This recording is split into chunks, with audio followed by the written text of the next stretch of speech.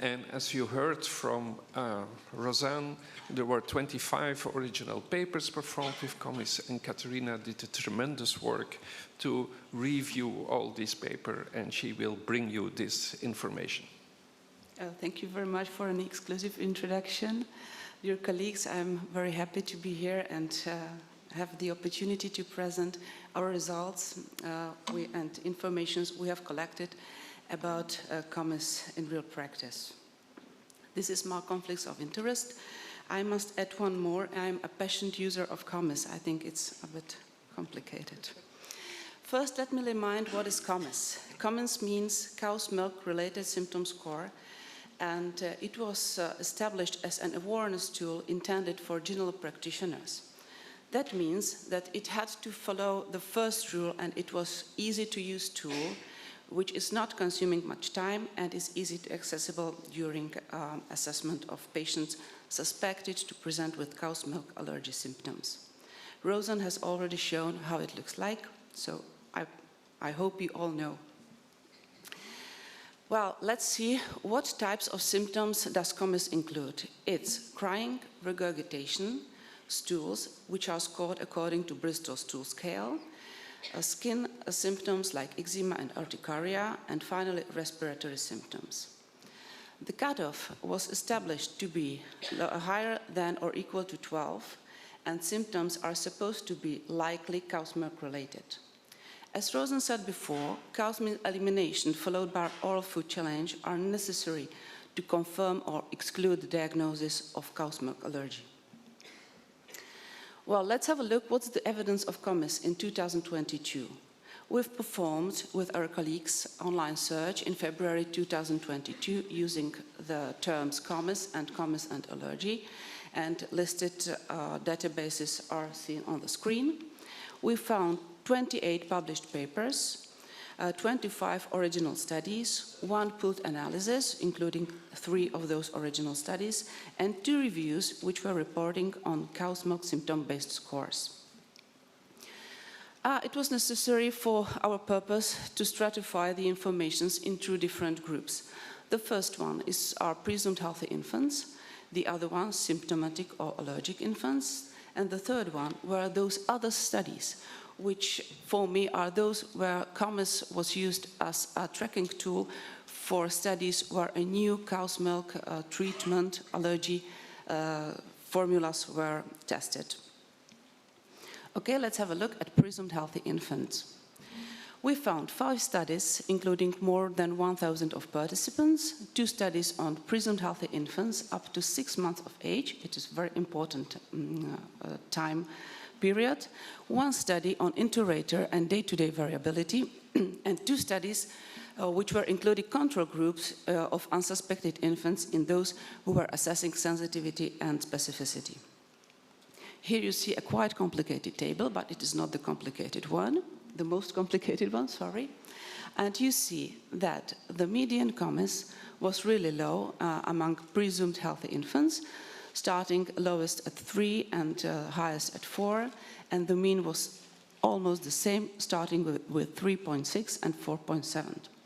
Please look at the red number, because it is the 95th centile of presumed healthy infants. The 95th centile was suspected or was intended to be a very good marker for those infants to be in risk of cow's milk allergy or symptoms with risk of cow's milk allergy, because it seemed that the cutoff 12 seemed to be too high to be enough sensitive for cow's milk allergy. What is important is to point out that there might be also an age factor which influences the value of CoMiSS among young children, but it doesn't cross the line of 6, and you can find it among your patients too. What is important that there was a statistical difference of CoMiSS among countries in a 4-country study in Europe, with higher levels among infants in Poland. But there was also small difference or statistically important difference between groups regarding to feeding type. Well, but these differences were not of a clinical importance. What was also assessed and very interesting was the inter-rater variability in 2 cohorts, and those 2 raters were healthcare professionals and parents. The variability was very low, and the reliability was excellent in 1 cohort. It was a Spanish cohort, and a moderate agreement was found in Brussels cohort.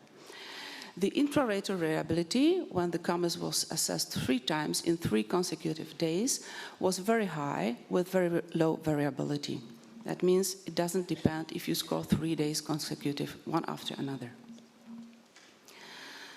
What was interesting was found in a Spanish cohort that subjects presenting with CoMiSS higher or equal to 10 and higher and equal to 12 underwent open cow's milk challenge, and there was a positive outcome, and cow's milk allergy was proven.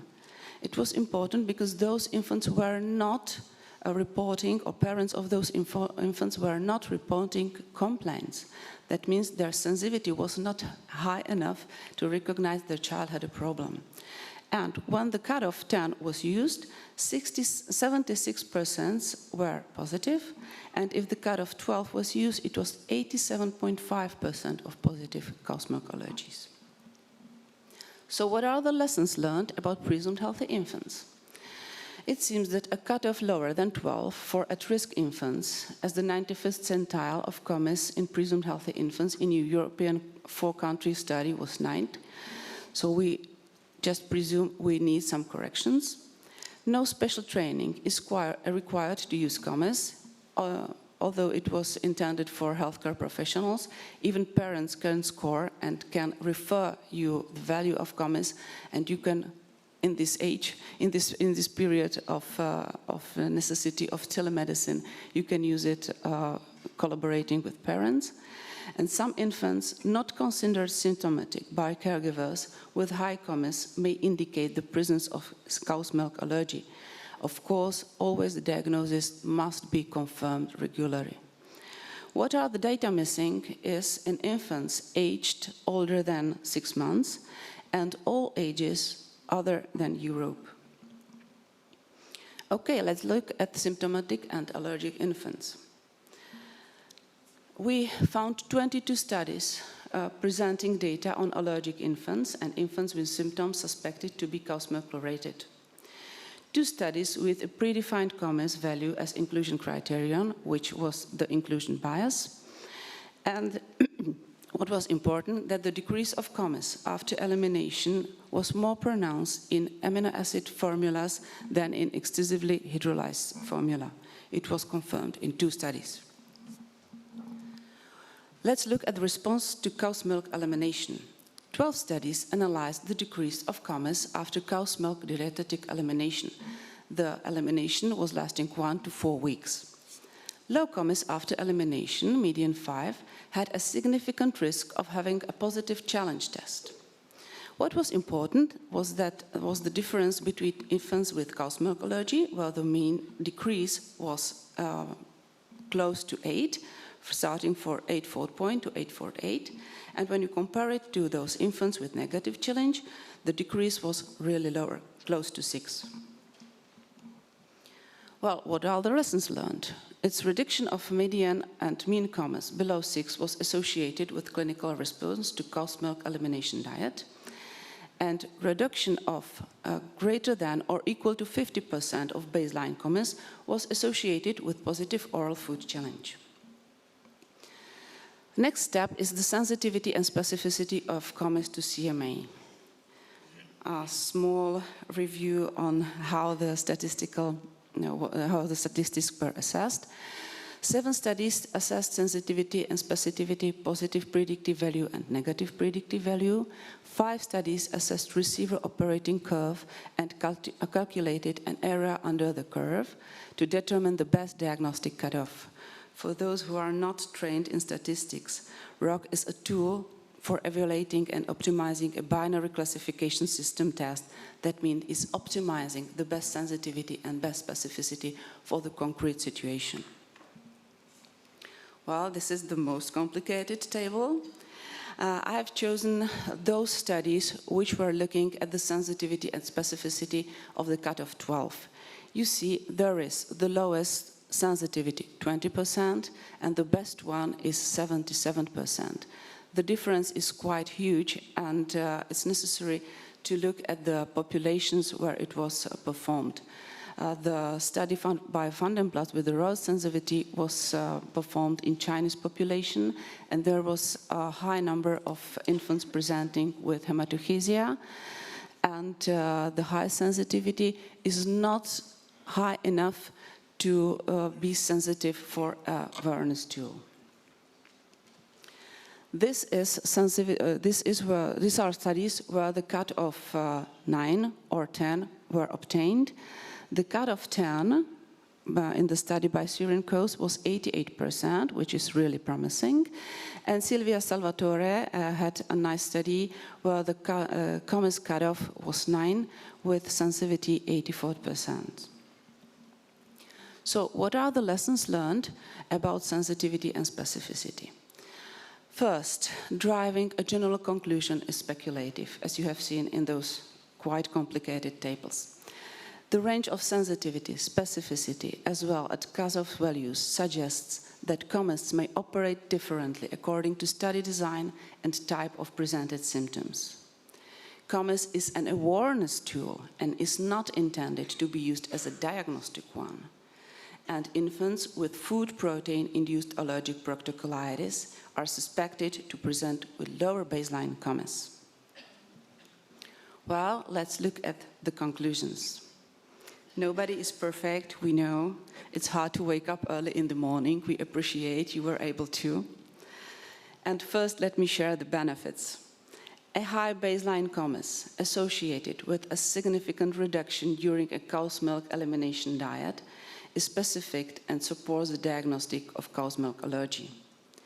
CoMiSS allows detailed symptom tracking before and during an elimination diet as required for the management of cow's milk allergy. It is an easy-to-use practical awareness tool. Well, of course, when hearing all those data and thinking about them, we must also have some questions. So for the discussions, reduction of the cutoff 12 for the risk of cow's milk allergy, you know, we have an awareness tool and we require sufficient sensitivity to detect infants at risk. Including new items to increase sensitivity, we have 25 studies documenting the sensitivity, specificity, and how CoMiSS operates in real life. When changing these items, when changing sensitivity and specificity, we will lose all those results and we will start from the very beginning. So what to do now? What is important, CoMiSS cannot be considered as a standalone diagnostic tool for CMA, even if the baseline value is at high risk interval and the decrease of CoMiSS after the elimination is present, the oral food challenge and the challenge test is still required. Well, I think you deserve a take-home message. Rosen said that it's a pathway to find out whether the patient is allergic or not. And what is CoMiSS? CoMiSS can be the compass on this pathway to find the correct diagnosis and reach the correct diagnosis and cow's milk allergy if it's necessary. Thank you for your attention and for coming.